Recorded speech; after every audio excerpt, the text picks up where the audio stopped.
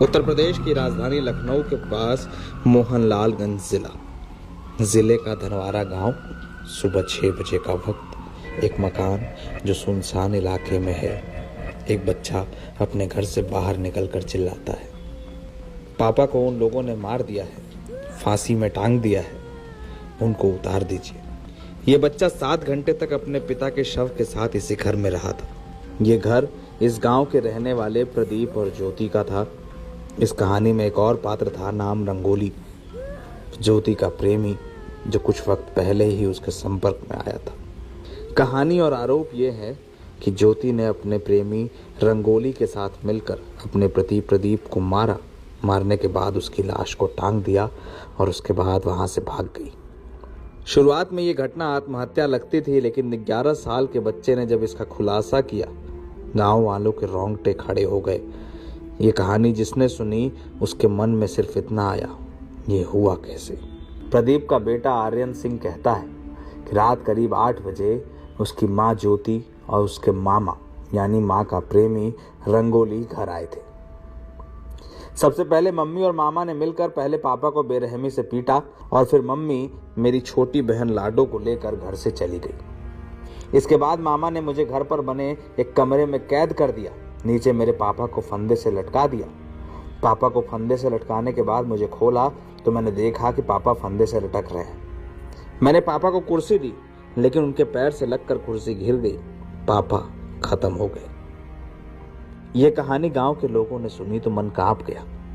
ज्योति और उसका प्रेमी रंगोली फिलहाल फरार हैं। पुलिस इन सब की तलाश कर रही है। 14 साल से ज्योति और प्रदीप जिस घर में रहते थे, उस घर में इस बार मातम का माहौल है। बताया जा रहा है कि रंगोली और ज्योति के बीच एक अफेयर था। ये बात प्रदीप को पता चली तो प्रदीप ने इसका विरोध किया। प्रदीप इस बात से नाराज था कि रंगोली घर क्यों आता है, और इसके बाद साजिश हुई कि प्रदीप की हत्या कर दी जाए। रंगोली से संबंधों के कारण ही प्रदीप ने 2 महीने पहले ज्योति को घर से निकाल दिया था। ज्योति अपने साथ अपनी बड़ी बेटी पलक को लेकर भी गई थी, जबकि 10 साल का बेटा और बेटी प्रदीप के साथ रहते थे। शुरुआत में ये घटना आत्महत्या के रूप में पुलिस तक पहुंची।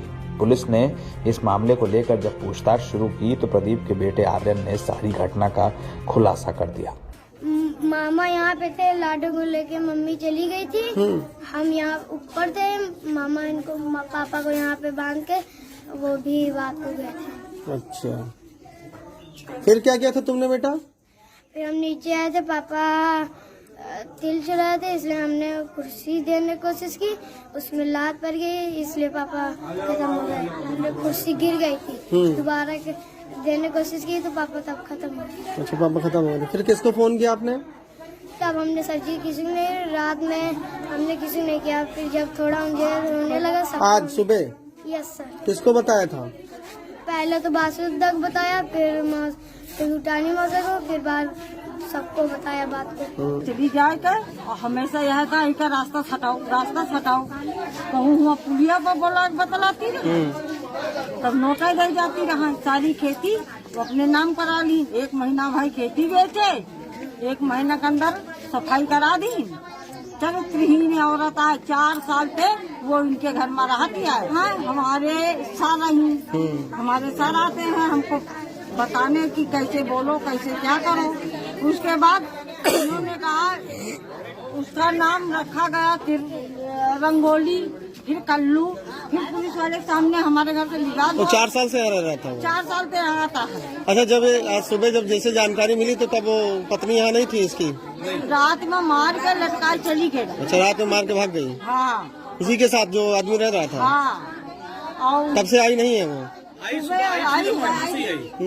सुबह को पता नहीं चला कौन उसको करके बताया प्रदीप मर गए हैं। अपने ही सुबह लेके आई बेटी को, दोनों बेटियों को लेके भाग गई थी रात में। यहाँ आई है, लड़के को छोड़ गई थी यहाँ ऊपर कमरे में।